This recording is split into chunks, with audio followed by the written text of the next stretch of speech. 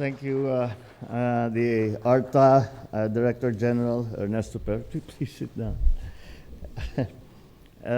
Our constant companion these days in all that we are doing as we encourage businesses to come to the Philippines, the Philippine Chamber of Commerce and Industry President George Barcelon, all my fellow workers in government, other distinguished guests, ladies and gentlemen, good afternoon.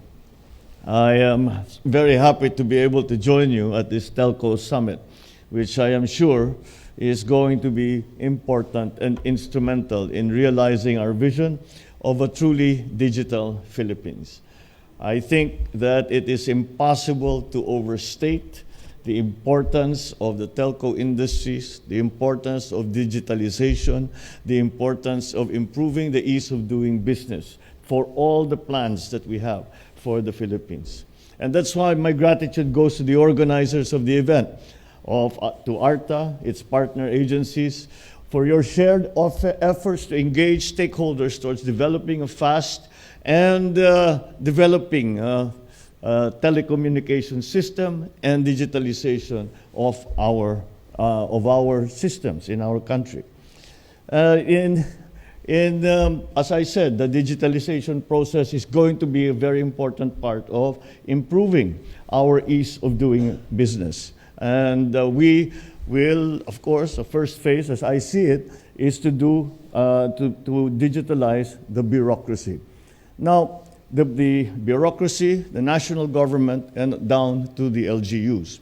Now, the development of digitalization in our country there have been areas, for example, in the LGUs, I see some very progressive LGU chief executives who have gone ahead and digitalized their areas and have gone ahead of in fact, of the national government. There are sectors, there are agencies in the national government, especially in the finance sector, especially for example, the science and technology sector. All of these have already digitalized, and it is good to see that people have taken the initiative. Now it is up to us to put the system together so that we have a system, we have a data center, we have a repository of data to which the different agencies have access to. This will simplify everything that we do in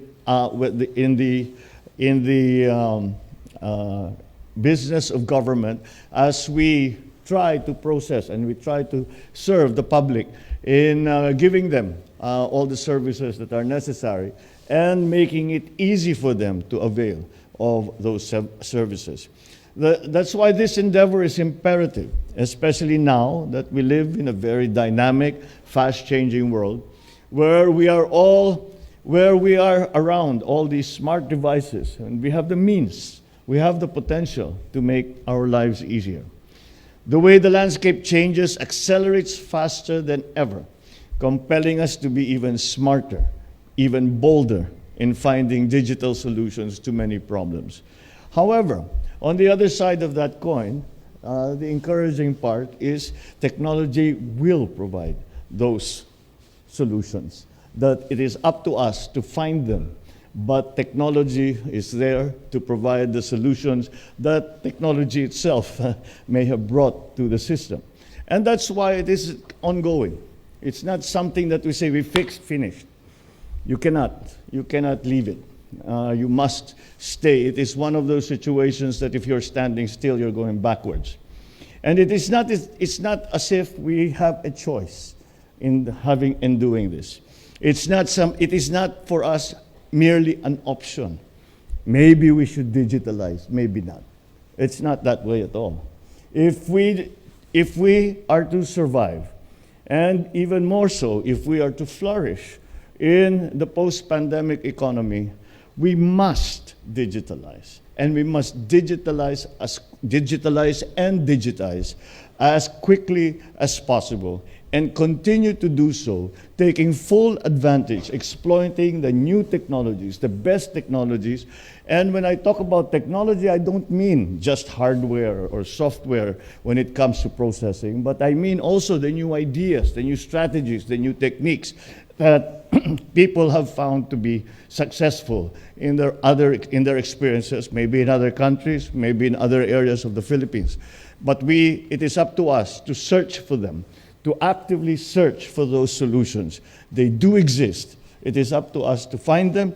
And if they still do not exist, then it is also up to us to find a way to gain that knowledge, to do the research, to find the technology, to gain that knowledge, so we bring it onto our systems to make them better.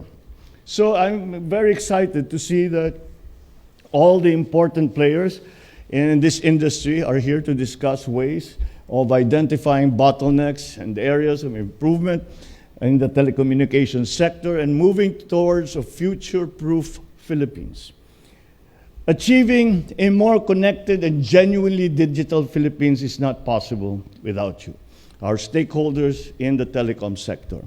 You have demonstrated the crucial role of the telecom sector in the delivery of basic services to our people, especially during the height of the COVID pandemic. Many other aspects of our society, amidst restrictions and lockdowns, have found those solutions, have found refuge in their telecommunications capabilities. So as we reopen ourselves to the world, we go ahead with our initiatives to enhance our digital infrastructure, to improve our services, and be sure that it will benefit the public. The work that you are doing here is part of the building blocks we are gradually putting together into place to enable a Philippines that is ready for the future.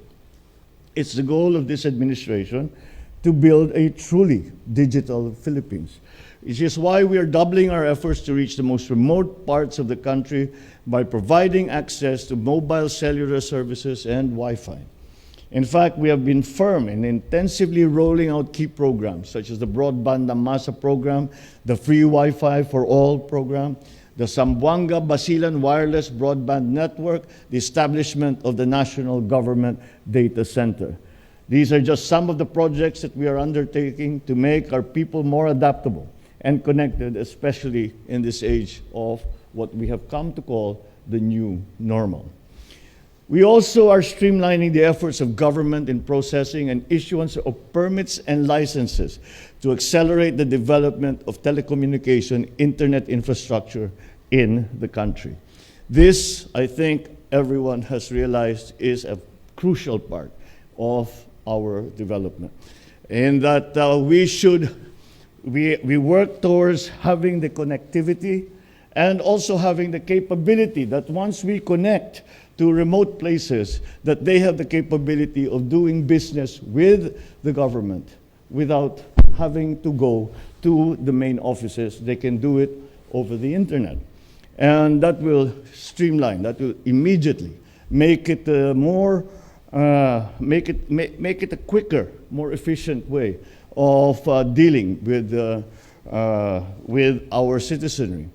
The central bank has already achieved its goal ahead of schedule of having 50% of payments to the central bank and payments by the central bank, 50% over the internet. And we are continuing to do that, to reach eventually 100%. So that is the ideal, and that is what we need to do. And if we are able to do that, we have to, for us to be able to do that, we still have to improve our connectivity. Our connectivity rate is still pretty low. We're still below 70%. And that's not good enough, especially for an archipelagic country such as ours, where connectivity is exceedingly important because we have many isolated communities who need some form of contact, some form of communication with the rest of the country, with the rest of the world. And that is why that is a priority. And that is why, as I said at the very start, it is impossible to overstate the importance of connectivity, of the telcos, of all of our new technologies over the internet, whether it be by fiber optic cable, whether it be Starlink, whether it be from other satellites, whatever the system is appropriate, we need to explore it and we need to apply it. So these are the elements that we are having to deal with. These are the options that we are choosing from. But we have to move quickly. When I look around, when I was in ASEAN and APEC, I saw that we were not too badly off, but we could do so much better. And if we are to compete properly with our neighbors, and that time will come, and it is coming now, very, very quickly upon us, that time will, then when that time comes, we will have to compete with our neighbor countries, because the region is still going to be, in my estimation, in my view, this region is still going to be the driver of the global economy as soon as things, quote unquote, normalize. So I think, and that's why we will have to compete and we will have to cooperate with our neighbors in the region. And to do that, we must be, at the very least, at the same level of digitalization as they are. Right now, we're not quite there, but let's work hard at it. That's why I encourage the relevant government agencies, our private sector partners, to ensure that these efforts will be implemented, they will be strengthened and translated into a more efficient delivery of government services. Our digital infrastructure and services will definitely change, has already changed the way we experience the world around us. It has changed everything. It has changed, the pandemic changed everything, and the internet changed right along with it. We work differently, we shop differently. I mean, I don't need to repeat all of that. You all know it, you experienced it all yourselves. So that's that's the world that we have to adjust to. As daily consumers of information and technology, we must learn to capitalize on this sector in order to be more productive in ways we can only imagine. It's my hope that the summit will serve as an avenue to break barriers amongst regulating agencies. You have started the good work already. I saw in your report the lessening of the requirements, documented requirements, the days of processing from 800 plus days. Is that actually happening? I was astounded. 886 days. Oh my God. Well, we can't do that anymore. We're going to have to improve. You've gone a long way. You're down to, I think, 26. Yeah. So that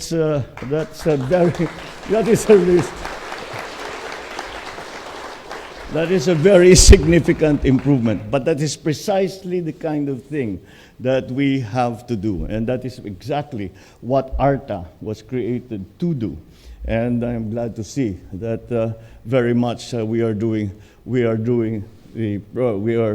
seeing the progress in terms of making it easy for government to work and to serve its people. There is another aspect to digitalization, and that is we must also be ready. We have espoused very much the partnerships between the private sector and the public sector. The private sector is highly digitalized. So if we are to do business with the private sector, government must also be highly digitalized. So with your support, your cooperation, your active participation in these endeavors, I'm confident that we can build a digital backbone that is not only strong, efficient, robust, but it also exhibits the hallmarks of accessibility, reliability, and inclusiveness. So let's work. Let's work towards building a program that is brighter, that will bring a brighter and more connected tomorrow for every Filipino. Maraming salamat po sa inyong lahat. Magandang hapon po at mabuhay po kayo.